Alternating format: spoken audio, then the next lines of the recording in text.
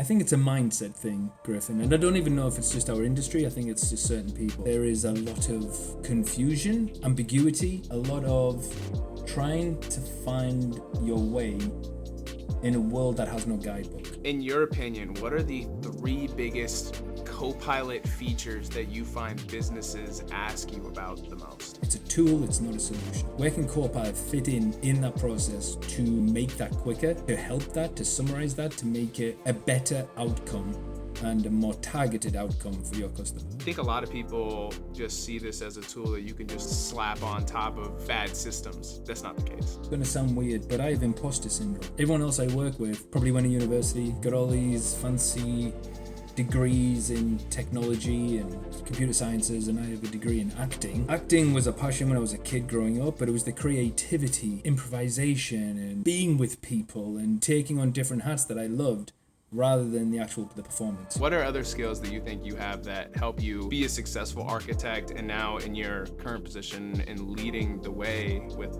Copilot? Never look back, always look forward, always keep learning. I'm always learning. I never stop learning. I'm curious. Copilot inevitably will change our jobs. Not saying it's going to replace our jobs. If you're not using Copilot in your day-to-day to help you,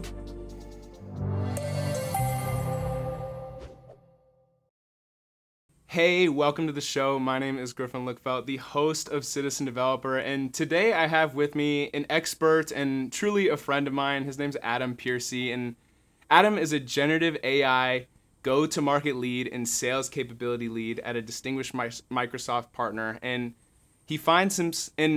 where he finds himself as the maybe self-proclaimed, but the expert guru for all things Microsoft Dynamics 365 sales and sales Copilot. If you can't pick up, I'm sure there'll be plenty of banter in this conversation back and forth. We're good friends.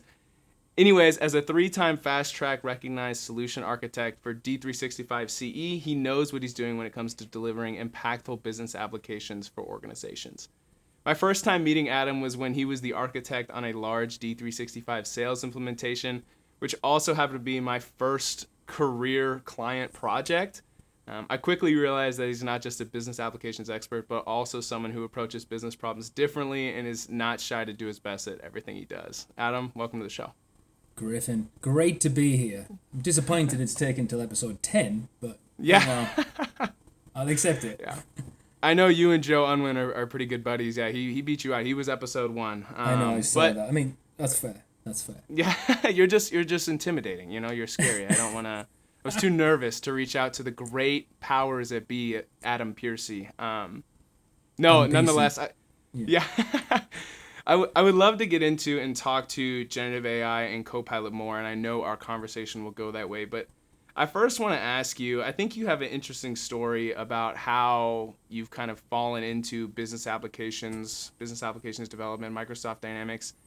Why did you choose this career, or do you feel like it chose you? Oh man, that's a great question. It 100% it chose me. In kind of strange journey, really. I'll kind of take you on a very abridged version of my life. So I started off as an actor in the UK. Did drama school, professional acting, had an agent, very small TV work, quite a lot of theatre work, right?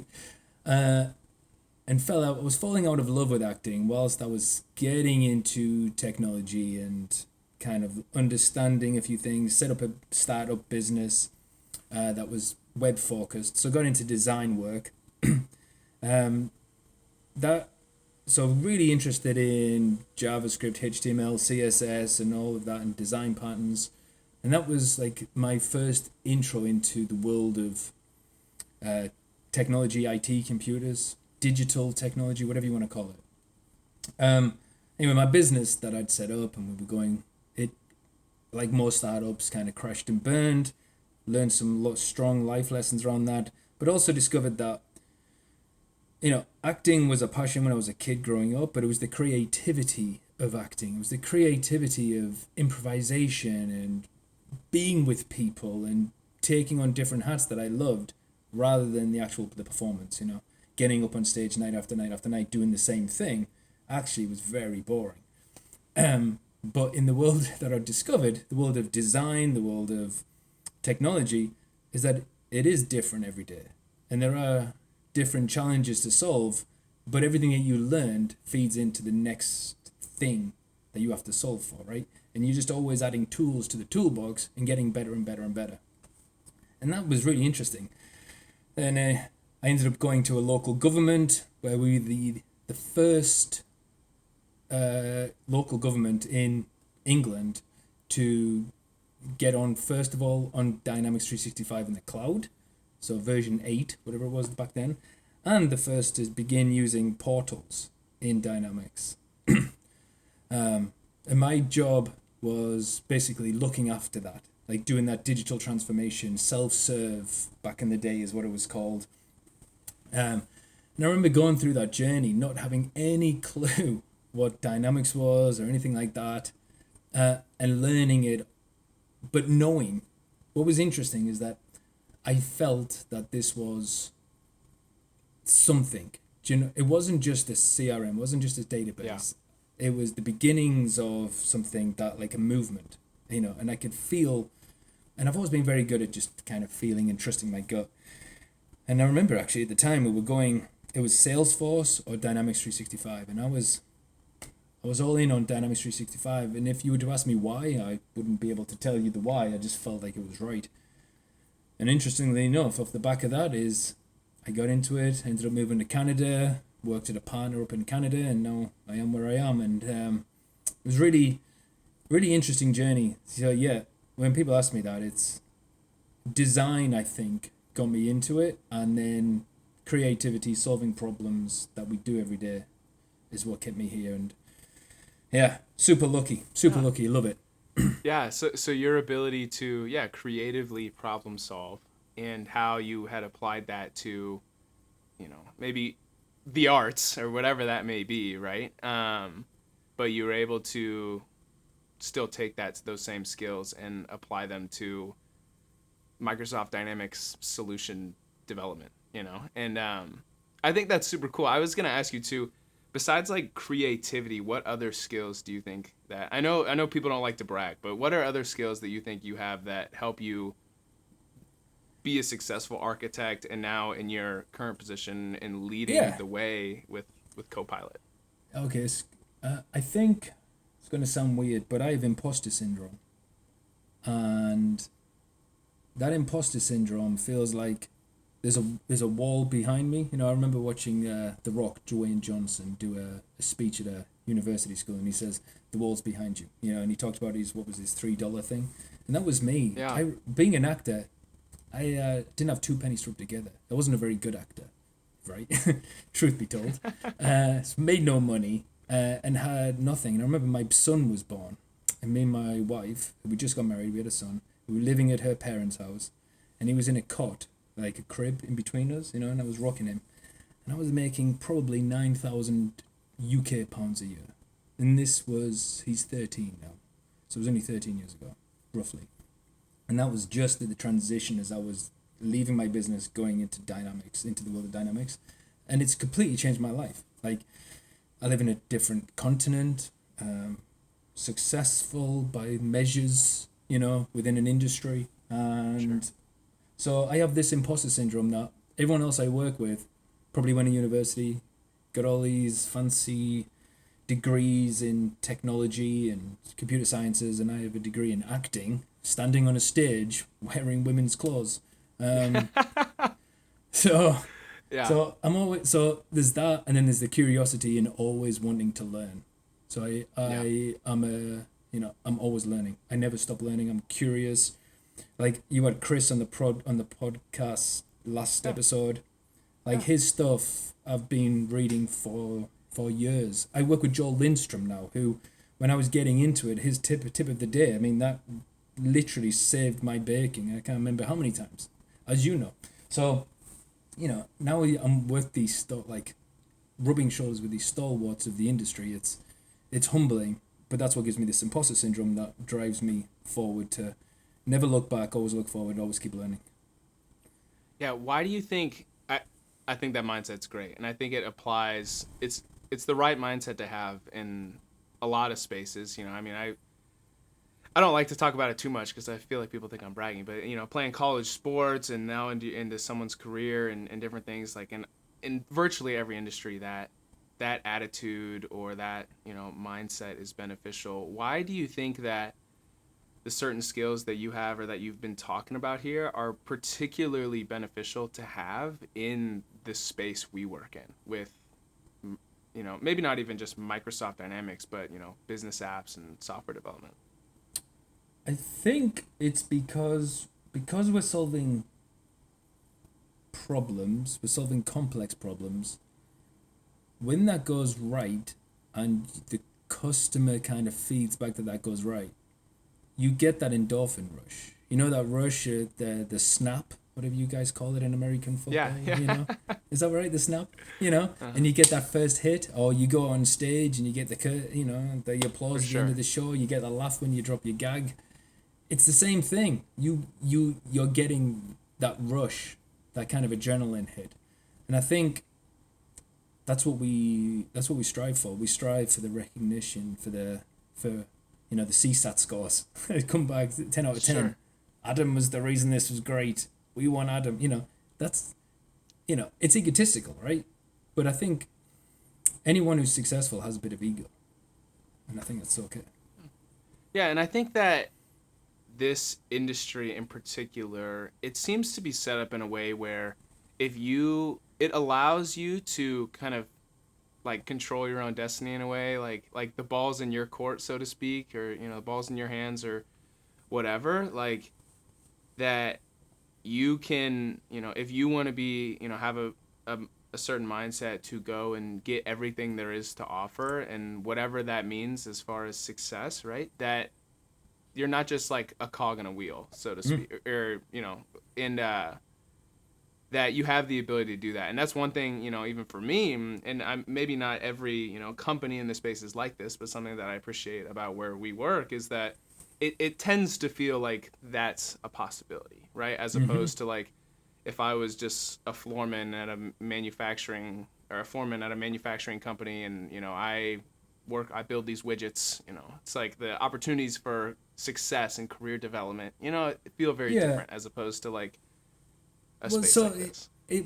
What's interesting about that is I think it's a mindset thing, Griffin, and I don't even know if it's just our industry. I think it's just certain people. Like, if I look back, when I was looking for work in the old sense, right? You look at work as a progression, like A to B, right? And you get promoted. So I'm at this level, I become the manager, become the team lead, whatever, right?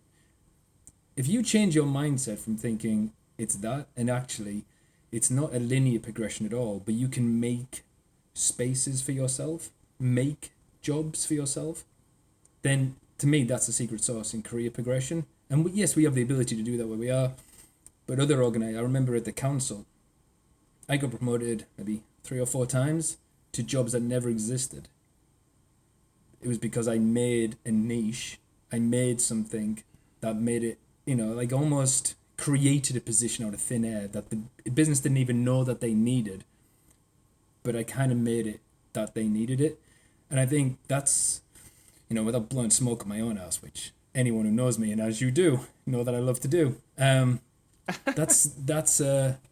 think that's maybe if I had any secret weapon, maybe that's my secret weapon is I find value. I find where I can add value, and then I use that value to help me move. Sure. Yeah, I think this is a great transition. So part of your title now is a generative AI go-to-market lead. You're talking about creating roles for yourself where you see business needs and being able to fill them. I mean, could you just explain like 2 minutes, what this is? Because I'm sure 2 years ago this role, did not exist, right? Right. Yeah. So the world of AI, generative AI, is, as we all know, it's not new, but it's rapidly growing in popularity and becoming more mainstream. Let's put it that way, and becoming more consumable by any organization with any budget. But with that, there is a lot of confusion. There's a lot of ambiguity, and there's also just a lot of trying to find your way in a world that has no guidebook. And so part of my new kind of role, I don't really call it a role, but part of my functions, one of my functions in my role is to help kind of find the path, to help find the path. And that's what the go-to-market strategy is. It's about making it easier as for us as an organization to reach our customers and explain how we can help them with their business problems. It's no different to Dynamics 365 and how we go about promoting the value of that, but unlike that, this is new, complex, and stretches right the way through. You can start with M365 Copilot and end all the way over on the machine learning spectrum with vision, optical resolution, recognition. Like there's a huge gamut within there, and so that's how I ended up. And that was probably more than 2 minutes.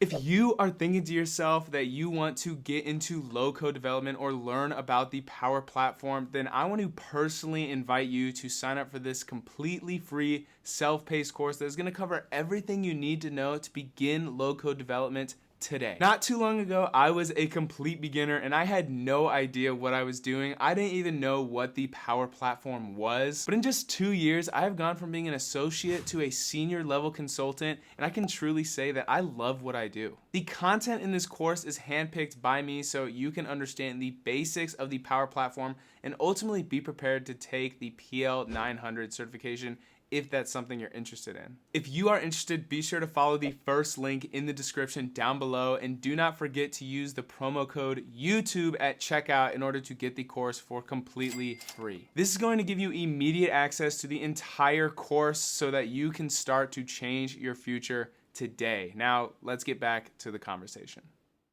Just follow-up question to that. So you at one point were, a solution architect, and that was the bread and butter, right? You were a solution architect, but now I'm not saying you're not doing that anymore, but you've definitely taken on a role that's different in a lot of ways, especially the day-to-day, where you're more sales focused, more speaking with businesses about how they can utilize generative AI in their business and solve pain points and different things. Why did you feel that you wanted to potentially make this transition into a role that's slightly different? Yeah, I don't think so. First of all, I am still an architect. I still lead projects. Maybe I'm not in the weeds as much as I used to be, and I'm a bit, overseer, if that's the right word. I don't know if that's the right word, but and I still enjoy that. And I started getting pulled into sales deals, really because I don't actually know why I did, but I started getting pulled into them. And what I found that I enjoyed about being on sales calls was not only do you get to solve problems and discuss the problems with the customer, you also help to define what the strategy would look like for that customer as well. And that's the bit of the job that I'm recognizing that I enjoy even more so than the technology now. It's the strategy around the technology and how can we simplify things? How can we make things simpler in a very complex world? And I enjoy that. And don't get me wrong, I'm not saying strategy is simple. It's not at all. But at its kernel, a strategy is an idea that needs focus and then needs delivery and action on the back end of it. And how do we help our customers define that in the technology space? And I think that, and the fact that I'm able to think on my feet, I can improvise quickly, I'm honest, I'm not afraid to disagree with a customer, or to push back on something, and I'm also not afraid to say I don't know. And I think that helps you in a sales setting. So I think because of those things and those reasons, sellers just keep coming to me and asking me to help and get involved. But I wouldn't say I'm a pre-sales or a sales guy. I would say I'm an architect who helps out with sales. Sure. What do you think, because this is part of the conversation that we had with Christopher Huntingford as well, that just because he's like a full pre-sales role, right? And I guess what would be some advice that you'd have for an architect that they might find that what you're explaining here in that day-to-day sounds interesting, or the skills that you're talking about that you exercise in this kind of middle in-between role? I guess what advice would you have for somebody, I guess, that their interest is piqued by what you're explaining here? My advice would be to know what you need. Like, you need to know the tool. You need to know the ins and outs so that you have a tool set. Yeah. So if I think about improvisation, right, in the acting world, to be a great improv artist, you need to know lots and have lots of stock responses in your tool belt to pull out. Like, for example, stand-up comedians. Let's think of a stand-up comedian when they're getting heckled in the crowd. They have those stock responses already in their locker, ready for a heckler. So they know exactly what they're going to say, so it can sound snappy and it can sound witty. When you're in front of a customer selling, and it's, talking millions of dollars, oftentimes, you need to be confident. Confidence comes from preparation. Preparation comes from knowledge and experience. So I would say get a good solid work behind you, get experience, get stories, get learnings, and then when you're in there, be confident, be willing to disagree, and be willing to say, I don't know. Yeah. No, I think that's great, and I don't have anything to add. I would love to transition the conversation to talking about Copilot, right? Oh, so my favorite subject. Yeah, I don't know why that was feeling so heavy. Let's lighten it up here. Keep it casual. I am a heavy dude. Let me lean back here. Relax. So, I wanted to ask you this question. In your opinion, what are the 3 biggest Copilot features that you find businesses ask you about the most? And maybe this is on the spot, but yeah, it wasn't on my list, But you know what? I am going to change that question because I think Copilot, let me take Copilot for sales as an example, maybe, or any sort of Copilot. And I heard actually Chris in your last podcast said something similar to this, which is he hears a lot about what's the use case. And I would say that what's the process? And it's a mind shift for anyone who works in this industry is in our old school process of working with Dynamics, work with the Power Platform, you would go, what's this lead to opportunity sales process as an example, right? You got your business process flow, okay, they qualify the lead, they go through, they send the emails, they do the activities. How can Copilot help? Where can Copilot fit in that process to make that quicker, to help that, to summarize that, to make it a better outcome and a more targeted outcome for your customer in the sales world? That could be in summarizing of emails, that could be in recommending next actions, that could be in recording the transcript and understanding who your competitors are and catching the question that you missed originally, because you were too busy writing down what they said before and you missed something really killer. Well, you're going to have that to be able to go back to and pull that out. So I think embedding it in a process or in a scenario is where, and when I talk to people about the story of Copilot and how it can fit in with your process rather than be a solution. It's a tool, it's not a solution. And I think if we can start changing our mindset around Copilot in that respect and how it can help, then I think we'll be able to move a lot further and a lot quicker and bring customers with us. Yeah. You may have kind of answered this, but I wanted to ask you, what's the biggest misconception that you feel people have about Copilot? That Copilot is one thing and can do everything. That's the biggest misconception. And maybe it's the branding, I don't know. And it's hard for Microsoft, right? Because it is a platform essentially, and they are catching up to where their vision is. So they have a strong vision for it, and I love the vision for it. But they're going towards it. They're on a journey. Like I heard Jared Sporeto, I probably mispronounced his name there. He was saying something along the lines of they're building the rocket ship while they're on the rocket ship, and I can see that. But because of that, then the messaging around it maybe is confusing customers a little bit. Yeah.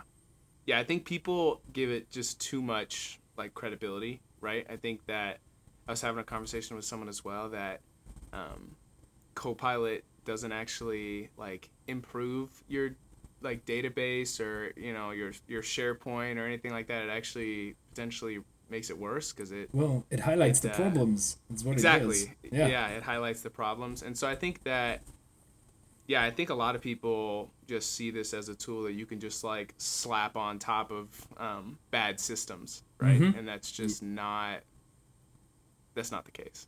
It's not brilliant. Great point, Griffin. It's not the case. And in fact, that's what they are starting to see that, and the data is actually showing that as well. So huge pieces of work, like huge opportunity there, for organizations and for vendors like ourselves that, cleaning up data, it's a great turning point. Data is the new currency of business, and it's a great opportunity.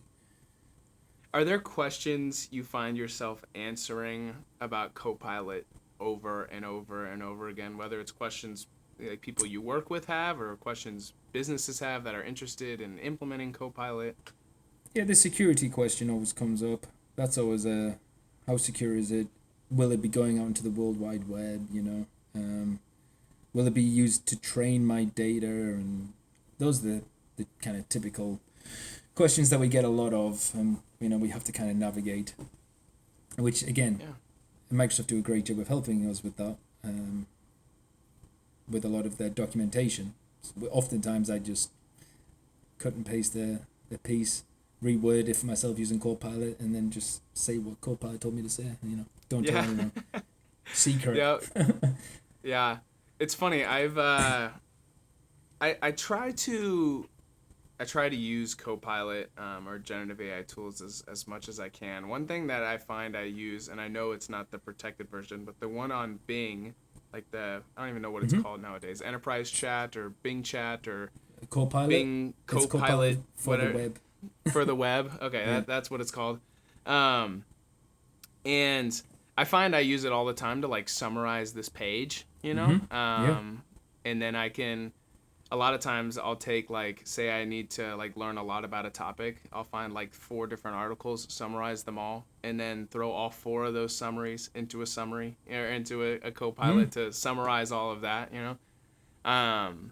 and then, the bread and butter of having to write emails for you. And it's funny, I've actually had a couple people that will reach out and on both sides, like, hey, that was a really well-worded email. And I'm like, thanks, I didn't write it, Or I've had people just reach out and they're like, dang, that was a good email. Do you use Copilot? And I'm like, actually, no, but thank you. Like, I will, I'll accept that compliment. So, here's the thing. Yeah. If you're not using Copilot in your day-to-day to help you, you're missing a trick, because it is super helpful and it can help, I'm terrible with grammar, and I'm terrible with American spellings of things, and Canadian spellings of things, and English spelling. So for me, it just, I can write my thoughts. I call them like brain farts on a page, and then I run it through and it brings it out, and it makes something legible and coherent and out of my thoughts. But they're my thoughts, right? Which is, I think, the important piece. As long as we're getting our thoughts out, it can do that. So to that point, like, if you're going to be doing anything with Copilot, and you're in BizApps, and you're doing business process flows, and you're architecting for an organization, and you are not using Copilot day to day, how do you think you're going to embed AI in process if you don't know what it is, what it can do? Like, start doing it today. If you're not doing it, start asking yourself, is this the industry for you? Because in 3 years, this is what it's going to be. I mean, just go Yeah. and look at Project Sophia, right? So Yeah. I think too that, I mean, people are always, relatively against change, especially when it comes to things like technology, because, you have these old movies from the 80s and 90s about, robots taking over the world and different things. So I think people are especially hesitant to tools like AI. And I think that while, like you're saying, Microsoft is obviously selling it as an amazing product that can solve every business pain point and save you millions of dollars every year, it has its quirks at the same time. Like it can be very nitpicky, very particular, and like learning how to actually use it correctly is tricky, especially because there's nothing like it. exactly right. Yes, like we It's said not like earlier, sending a chat message to your colleague. Like Copilot would not be able to replicate it that. wouldn't come back with the witty response that I would give you. Yeah. Yeah. Well, to be fair, with how much you are talking about Copilot, it probably knows who you are, so it Yeah, probably would have that's no problems. that's probably true. But But but go ahead. Go ahead. no, I had a thought, but no, you go ahead. I did have something Okay. to say, but I can't remember what it was. It was based on. Oh yeah, that's what it was. Is we look at Copilot, and we look at generative AI in general as this thing that should be perfect 100% of the time because it is ones and zeros. But it's the same ones and zeros that run a computer that breaks. Same as ones and zeros that run a business application like CRM that 60% of the time doesn't return on the investment of the implementation because we get the user experience wrong, or typically because you get the user experience wrong and people don't want to Yeah. use it, or the database is not quite set up how it should be for optimum performance.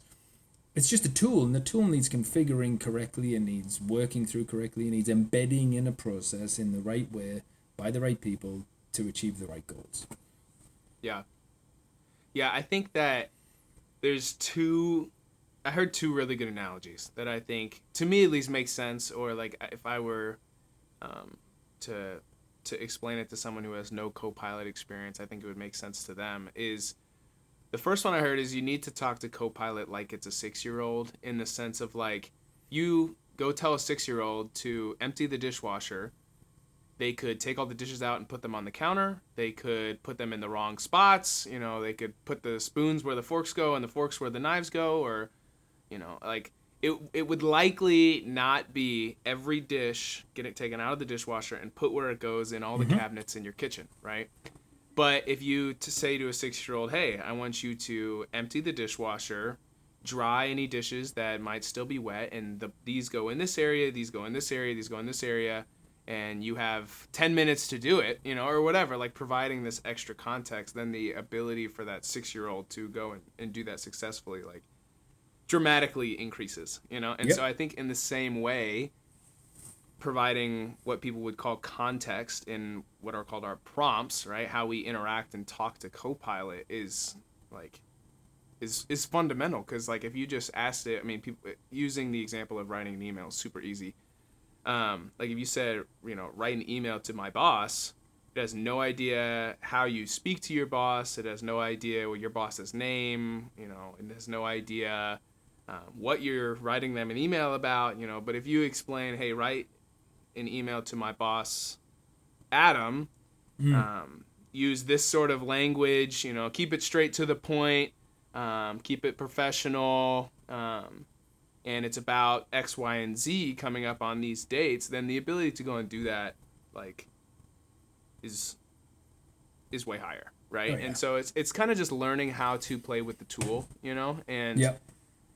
use it. And another analogy I heard that I think is good is like, at the end of the day, it is a tool, right? And I think that Copilot inevitably, like you've said too, will change our jobs. I'm not saying it's going to replace our jobs. I'm just saying it's going to Yep. change it, just like how email has changed our jobs, right? Mm-hmm. And so I think that understanding how to use it is important, because it's like, another example I heard is like, if a carpenter didn't know what a saw was, but had all these jobs or deadlines they had to make, but was like, no, I'm not going to learn. I don't have time to figure out how to use a saw right now. I got to get this stuff done, you know?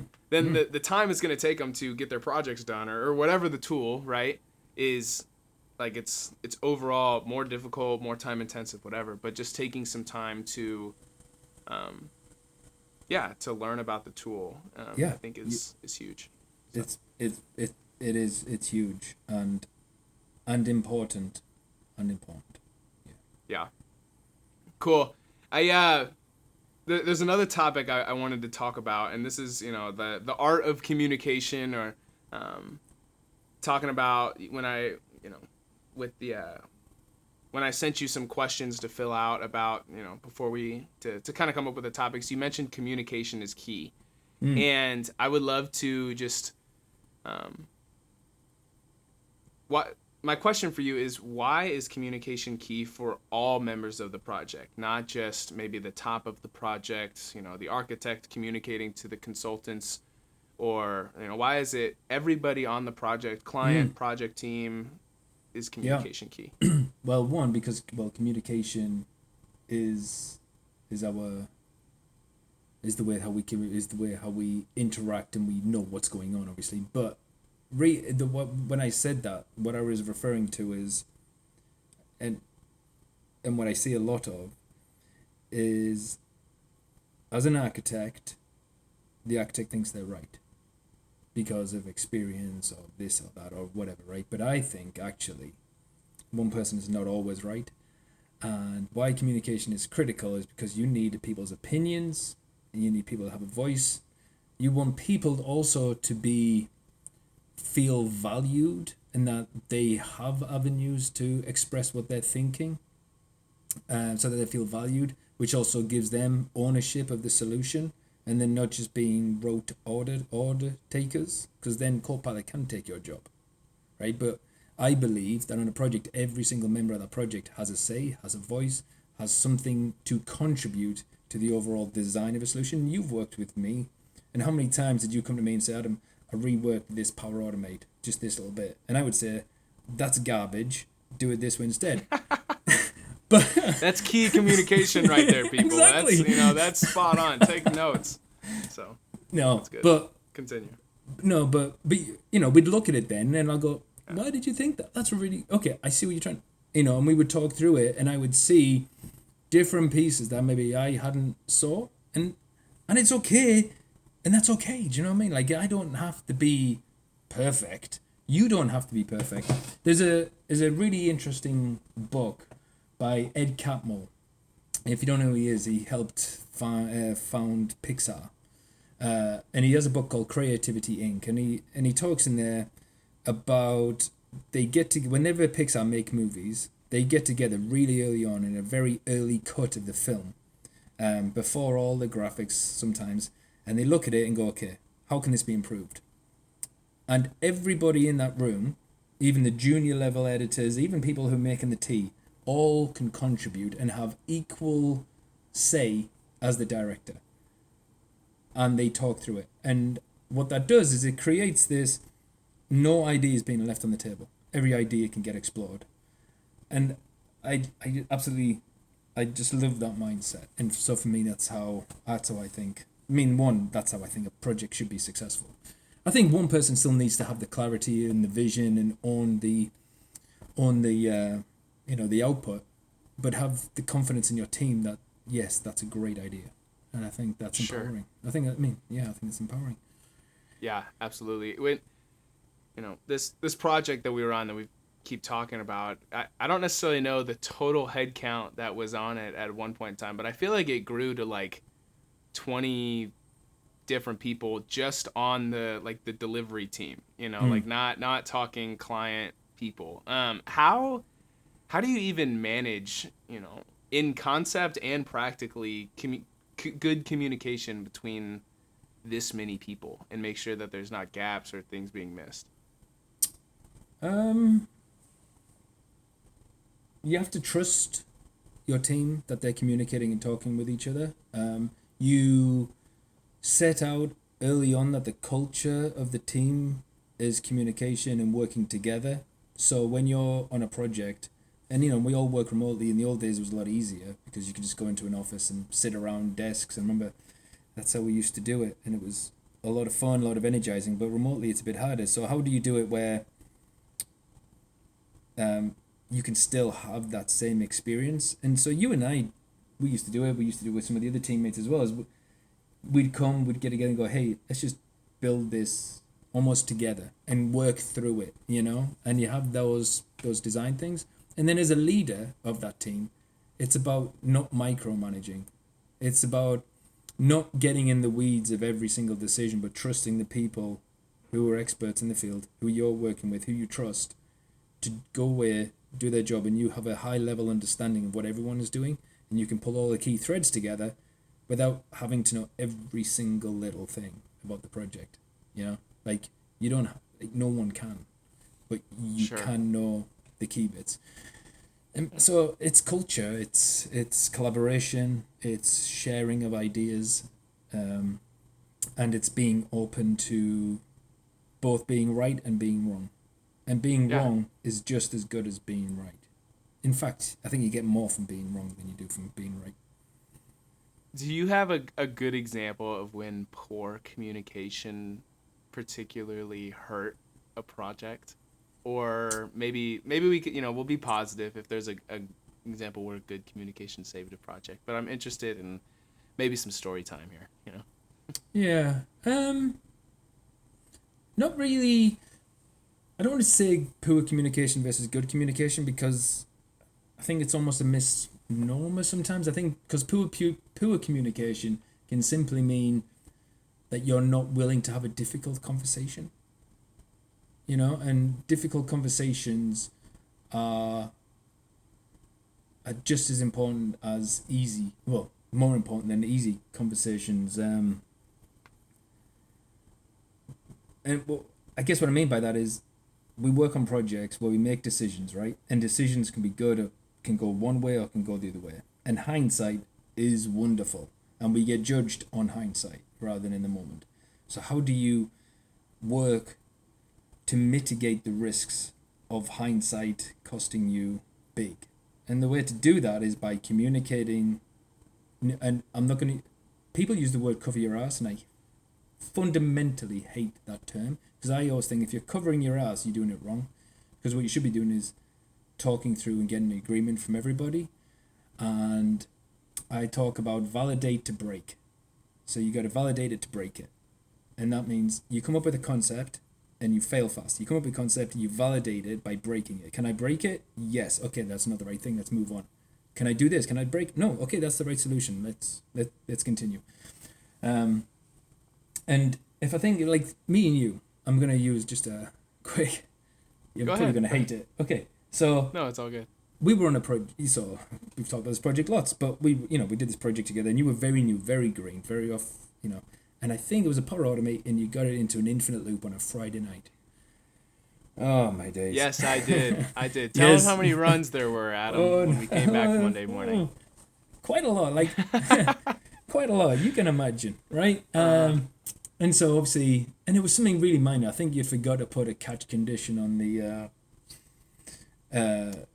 You forgot to do a condition, so. You were essentially, I remember it. I was updating. I was updating. Well, I don't remember the flow exactly, but I was updating a Dataverse record. Like that was my final action, and then I was updating like a lookup or something like that.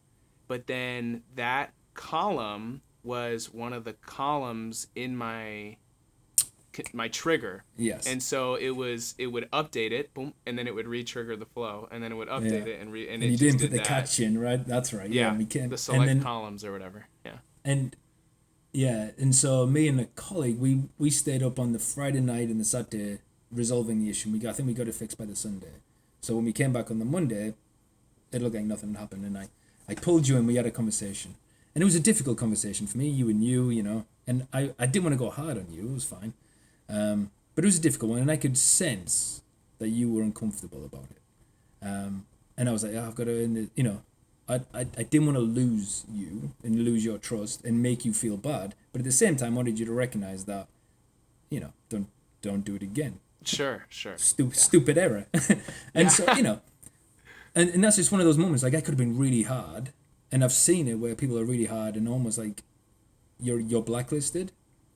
Do you know? And I think that's wrong, because that means that person is not willing to have a difficult conversation. And the difficult conversation for me and me and you was me. Like, I didn't want you to feel bad, so for me that was a difficult conversation, right? And for you it was a difficult conversation because you were getting told off for the first time. Yeah, told off by dad. That was not the first one of those, or not the only conversation I remember we had on that project. But nonetheless, like I learned a lot, and at the end of the day, you know, that's a lot. I mean, I won't make that mistake again. I make sure my triggers always have columns, you know, the filtered columns. Because you know? we learn from our mistakes. If you'd have got it right, if you'd have got it right the first time, right, and you did it, you go, oh yeah, I've got this now, there will come a time where you will forget about it. Because have you heard that thing of consciously conscious, unconsciously conscious, consciously unconscious, unconsciously unconscious? You know, sure. It's like it's a thing, and you always have to be consciously conscious. Yeah. I always tell people too, whether it's something with work or I don't know, maybe it's just I'm hanging out with friends and I don't know, my breath stinks or something. I'm like, what? Just tell me, like, what's going on. I always say you can't. I'm always like, you can't say anything worse than like my college football coaches did, right? Like when it was game day, everything flew. You know, I mean it was their jobs on the line, right? So it's like, I don't know. I like to think I have pretty thick skin. I'm the oldest sibling as well, so I don't know. Maybe it's just older sibling mindset. Yeah. You know, I don't know. But I remember once you bring something up, and maybe this will make the podcast or it won't. But I was in drama school, and we were doing an acting exercise that was, it was called like love scenes, right? Where you have to get with a girl and you have to kiss her, because you have to practice that, right? Fun. And I was with a girl, and you have to get up to the point where you're gonna have sex. You don't obviously have sex because you're in drama school, but you have to get up to the point where the audience have to feel like that might be the thing that happens. It's about to happen. And obviously I was terrible at it. And my acting teacher, I remember he came out and he goes, Adam, where is your erection? Yeah. I thought I was acting. Yeah. Yeah, that's right. Yeah. Like the energy, where are we at here? Yeah, exactly. You gotta bring it. So yeah. For sure. There's nothing that can top something like that. So it's all good. I think this is we're already in the after hours happy hour, but I want to transition us here into the segment of the show, the after hours happy hour, and this is really just a section to talk about anything and everything outside of work. Maybe talk about our personalities. I appreciate the wine you got there. I'm just drinking water, staying hydrated. I will say it is 5:30 where I am at night, so I'm not working. It is. Yes. It is. So you're all set. But I would love to just let your personality shine through. I know you said you're a football fan and a soccer fan, so to speak. Yeah. And I'm just gonna ask you. I do not really follow football or have a team, but I don't know who's your club. I mean, who are we rooting for? Yeah, Manchester United is my club. Even though I'm from the northeast of England, anyone from England listening will hear my accent. So my teams really should be Sunderland, Middlesbrough, Newcastle, but my uncles all supported Manchester United, and I remember being 5 years old watching the FA Cup final against Everton. Kevin Moran got sent off, and Norman Whiteside curled in a goal against the best team in England at the time. We won 1-0, and we were the underdogs, and that was it. My love affair with Man United began. And recently we've been absolutely garbage, but we've turned a corner. And obviously we've got to mention the Euros. You're not following the Euros? I'm not, no. No, man. Jeez. England are in the final of the European Championships. It's on Sunday. It's hopefully I'll watch this back when it's released, and England have won European Championships. There we go. He's speaking it into existence. No, I'm sure you're getting everybody else fired up that are not Manchester United fans. I was going to ask you as well. You said that you have a passion for cooking. I do. What do you like to cook, Adam? I like anything and everything. I tell you what, I built a pizza oven recently, a wood-fired pizza oven, like proper casing, like the YouTube videos. And so I do love to cook a nice stone-based pizza. But yeah, Indian cuisine, Mexican cuisine. I love mole, creating mole sauces. Yeah. Gumbo from down south in America. I love making a gumbo. Roast dinners. I mean, seriously, anything. What I love about cooking is you can put love and passion into it, and the difference between good food and bad food is not the ingredients, it's how those ingredients come together and sing and marry, just like business applications. We're not talking about work here, all right? But no, I see the connection you're making there. I was gonna tell you too. I would love to hear your stance on cooking, because I mean, I would not necessarily say I am a outstanding cook, but I do particularly like eating cooking, Oh, right? good. So That's good. definitely like to think of myself as a foodie. Trying to lose a little weight though, so Yeah, I've stopped eating as much food now. I'm all about the So- microbiome nowadays, There you go. So you got to have good healthy food coming in, probiotics, not prebiotics, Yeah. There you go. I got up real heavy just before Christmas, and I mean, real heavy to me is like 182 pounds. To you, you probably poo 182 pounds, but but now I'm like 171. I feel pretty good about that. Yeah, the heaviest I was 272 pounds. I don't know. That's probably like 100 and what is that? That's probably like 130, 140 kilos for anybody out there. But so I was a big dude. I'm down like 35 or so pounds now. So I'm like sitting like 240. So what were you, like a tight head?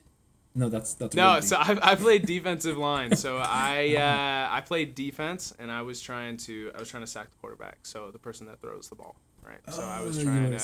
I do know what a quarterback is. Thanks, Griffin. Yeah. So I was my job was to make sure he couldn't throw it. That was my job. Okay. So, okay. Yeah. Nice.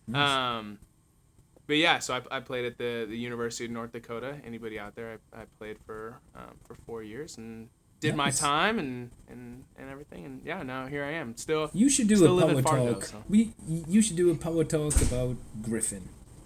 Yeah, just myself. It's not a bad idea if I reach out to different people and they all shoot me down. So no one's really shot me down yet. So it's all good. That's not a bad idea. Well, Adam, we are at time. I did just want to ask you, if people wanted to connect with you or reach out to you, what would be the best way that they could get in contact with you? Snail mail. I'll put my address. LinkedIn. You can find me on LinkedIn. Cool, Adam yeah. Piercy. Yeah, I'll have a link to your LinkedIn down in the comments to you. Adam, thanks for being here, man. It's been a ton of fun. For sure. It's been a pleasure. Thank you, Griffin. Sweet. Thank you to you for sticking to end the video. My name is Griffin Lickfeld, the host of Citizen Developer, and I'm excited to connect with you in the next one.